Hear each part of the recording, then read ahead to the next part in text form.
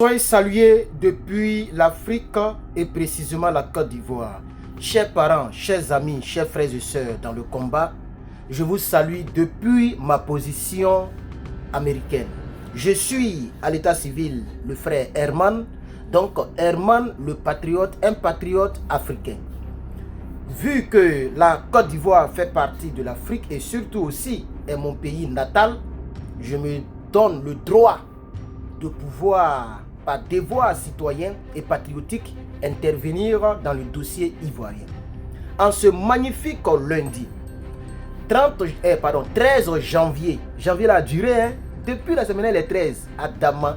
Donc lundi 13 janvier 2025, je voudrais intervenir et vous faire part de la suite de l'information concernant ce qui se passe du côté de la Côte d'Ivoire.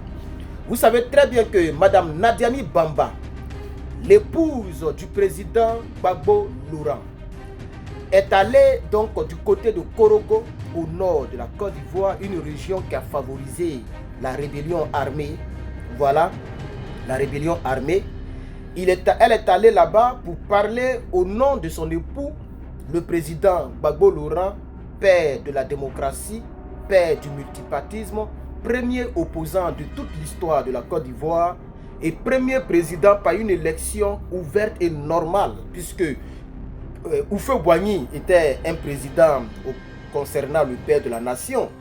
Bédié a été président par héritage. Donc si on veut dire vraiment quelqu'un qui a été président en termes de vote en tant que tel, c'est bel et bien le président Laurent Gbagbo. Après Laurent Gbagbo, Guéhi Robert, vous savez que le petit temps qu'il a passé, hein, c'est après avoir fait tomber par un coup d'état Henri Konan Bédié. Vous savez aussi que Alassane Ouattara, pour prendre le pouvoir, il a fallu deux investitures. L'investiture d'un autre président et après l'investiture d'un autre président qui est lui-même. C'est-à-dire quoi?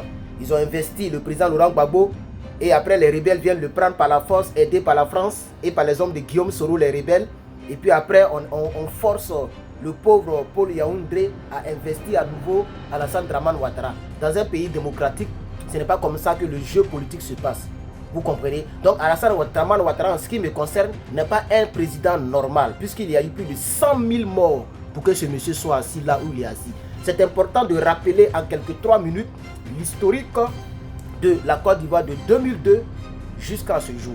De 2002 jusqu'à ce jour, ce n'est pas le président Laurent Gbagbo seulement qui souffre des séquelles de la rébellion. Il y a des femmes aujourd'hui qui sont vivantes, mais avec un bras en moins. On appelle ça en bon français les manchots. Je ne sais pas comment on accorde ça lorsque c'est une femme, mais un manchot, c'est quelqu'un qui a perdu un membre, c'est-à-dire le bras. Un bras, je crois bien que c'est un manchot. Il y a des manchots, il y a des veuves, il y a des orphelins.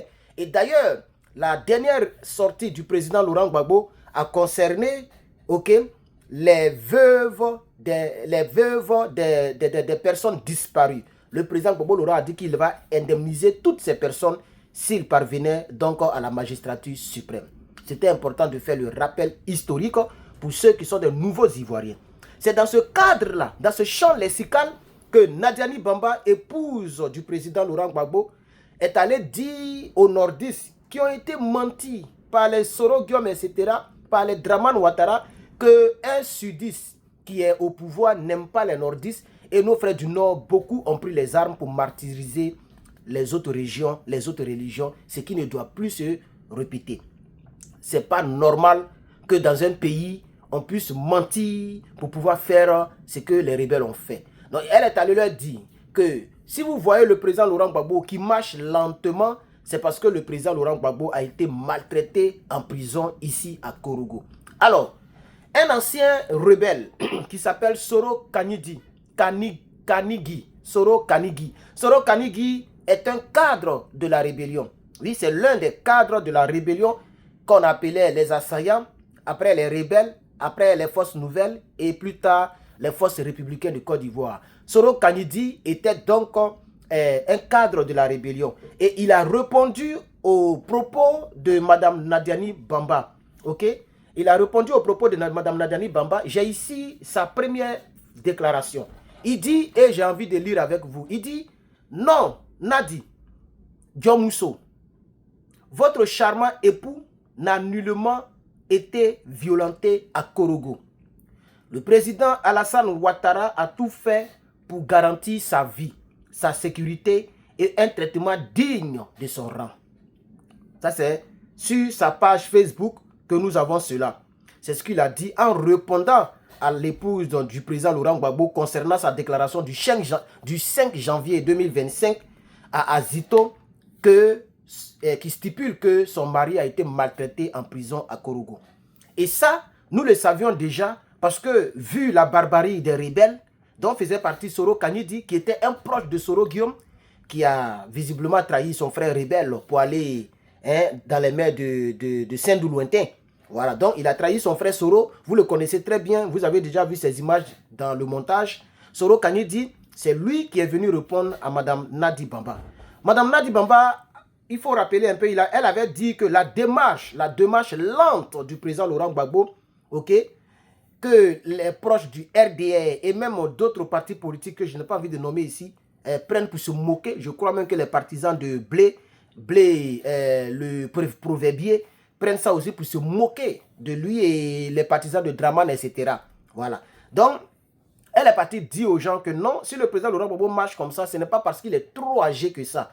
C'est parce qu'il a été maltraité. Il a subi de rudes épreuves durant sa détention en prison. Donc voilà ce que Mme Nadani Bamba a dit exactement pour ceux qui auraient oublié. Elle dit non, ce n'est pas l'âge qui a fait que le président Laurent Gbagbo marche aussi lentement. Oui, c'est vrai qu'il n'est plus très jeune, mais c'est la prison à Korogo qui lui a laissé des séquelles. À chaque fois que le président Laurent Gbagbo marchera lentement, ce sont eux qui devraient avoir honte et qui devraient se taire. En disant qu'il marche lentement, parce qu'il est vieux, ses adversaires veulent nous faire oublier ce qui lui est arrivé, ce qu'ils lui ont fait subir. Notre chef porte les traces de leur injustice. Voici ce que Mme Gbagbo Laurent, mot pour mot, a déclaré depuis l'autre côté. Alors, on va revenir sur M. Kanidi, c'est de lui qu'il s'agit. Donc, Kanidi a intervenu, ok. Comme je vous ai dit, il fait partie de la rébellion qui a porté Alassane Ouattara au pouvoir. Il était très proche de Guillaume Soro, c'était un rebelle, pour être très précis. Voilà. Et il a vraiment dit ceci. Il dit, si Nadi Gbagbo, qui a fait ses premiers pas en politique, est fier aujourd'hui de dire que son époux, virgule, le panafricanisme nouveau, ça c'est pour se moquer du président Laurent Gbagbo, parce que le président Laurent Gbagbo soutient l'AES. Et dans l'AES, il y a un panafricanisme. Donc Kanidi dit, il est devenu panafricanisme nouveau. Voilà ce qu'il dit encore. Le panafricaniste nouveau, virgule, très nouveau, virgule, lui avait fait remarquer que la CPI était administrée par des personnes civilisées. Elle devrait avoir la décence de remercier le président Alassane Ouattara. Vous comprenez? Je reprends encore cette déclaration de Kanidi. Il dit, si Nadi Gbagbo, au moins, ce qui me réjouit, il appelle Nadi Gbagbo. Ça, c'est remarquable. Si Nadi Gbagbo, qui fait ses premiers pas en politique, est fier aujourd'hui que son époux, le panafricanisme nouveau, le panafricanisme très nouveau même, lui avait fait remarquer que la CPI était administrée par des hommes civilisés, elle devrait avoir la décence de remercier le président Alassane Ouattara. Mais ce n'est pas vrai, Kanidi. Ce n'est pas Alassane Ouattara qui a fait que la CPI s'est bien portée. Je m'excuse. Même là-bas, à la CPI, lorsqu'ils ont demandé à monsieur le proverbier, il dit, c'est ici que j'ai appris qu'un homme peut avoir des droits. J'étais en genoux, j'étais sur une chaise nue, encagoulé. Je ne voyais rien. Même Gbagbo Laurent l'a dit. Il dit, c'est comme ça que je suis venu ici sans rien. Sans rien. Et j'ai demandé à mon geôlier, mais on a dépassé l'endroit. Et le geôlier n'a même pas eu le courage de me dire qu'on t'envoie à la CPI. Il dit, on va à l'aéroport. Il n'y a pas courant là-bas. Quand il fait nuit, tout est noir. Il faut que l'avion décolle. Et c'est là que j'ai compris qu'on m'envoyait à la CPI. Donc, vous comprenez que les gens qui travaillaient pour Alassane Ouattara, les rebelles, qui ont maltraité Gbagbo Laurent à Korogo et qui l'ont dépêché depuis Korogo jusqu'à la CPI, n'ont pas bien traité Gbagbo Laurent. Donc, s'ils n'ont pas bien traité Gbagbo Laurent depuis Korogo, ce n'est pas à la CPI là-bas qu'ils vont favoriser le traitement civilisé contre Gbagbo Laurent. Ce n'est pas juste. On a tous vu le procès. On a tous vu ce qui s'est passé. On a tous vu, on connaît la barbarie des rebelles. ils ont maltraité effectivement Laurent Gbagbo. Tout ce qu'ils n'ont pas fait, ils ne l'ont pas tué. Et selon des gens, c'est M. Soro Guillaume qui aurait voulu qu'on l'envoie à la CPI parce que Soro Guillaume se disait qu'il n'allait jamais revenir. Au lieu de le tuer pour se mettre à dos tous les Ivoiriens, on l'envoie à la CPI et il est aux oubliettes. Mais si Soro Guillaume affirme ceci, il va donc salir son mentor Alassane Ouattara. C'est pourquoi jusqu'à présent, Soro Guillaume est tranquille, il ne casse aucun papeau. Et je sais que ce monsieur ne parlera jamais parce qu'il ne veut pas rendre service à la postérité de la Côte d'Ivoire. Il ne veut pas rendre service au peuple de Côte d'Ivoire. C'est pourquoi moi, personnellement, même si le PPACI marche avec lui, ça c'est leur problème. Je soutiens le PPACI puisqu'il est dirigé par le président Laurent Gbagbo. Je soutiens le PPACI sans entendre quelque chose en retour. Je suis le seul qui a mis ma vie en danger ici aux États-Unis pour parler pour Gbagbo Laurent. Si Gbagbo n'était pas en politique, j'étais en train de vivre ma vie sainement parce que je ne vois rien là-bas. C'est des voleurs, des manipulateurs, des menteurs. Gbagbo est le seul homme politique en qui je crois qu'il peut aider la Côte d'Ivoire. C'est pourquoi j'ai mis ma vie en péril, entre guillemets, sachant bien me défendre et étant prêt pour toutes hostilités. Mais je vais dire que je ne peux pas rentrer en Côte d'Ivoire. C'est tout ce que je regrette un peu. Mais vu ce pourquoi je ne peux pas rentrer en Côte d'Ivoire, je pense que ça en vaut la peine.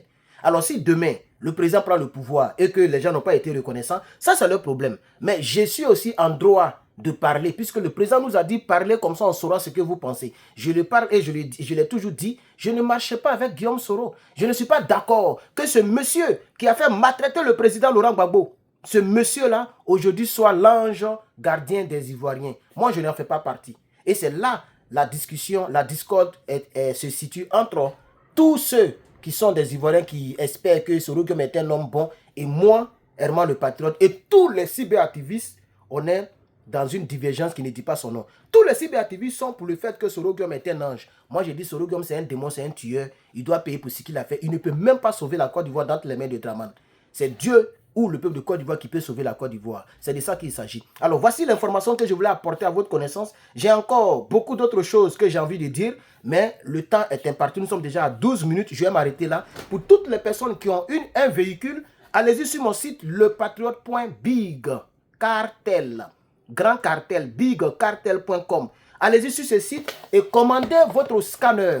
Nous livrons partout en Europe et partout, je vais dire partout en Europe, partout en Occident si vous voulez. Nous livrons partout sauf en Afrique pour l'instant. Donc, commandez votre scanner, c'est très important. Si tu as une voiture, tu dois avoir ce scanner. Il va te dire ce qui ne va pas dans ta voiture.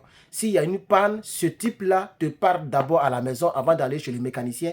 Comme ça, tu sauras si ton mécanicien est un faux, un menteur ou s'il est bon. Que Dieu bénisse l'Afrique, précisément que Dieu bénisse la Côte d'Ivoire et que Dieu soutienne le président Laurent Gbagbo et le PPACI. Je suis Herman le Patriote. Merci d'avoir suivi ces 13 minutes et abonnez-vous.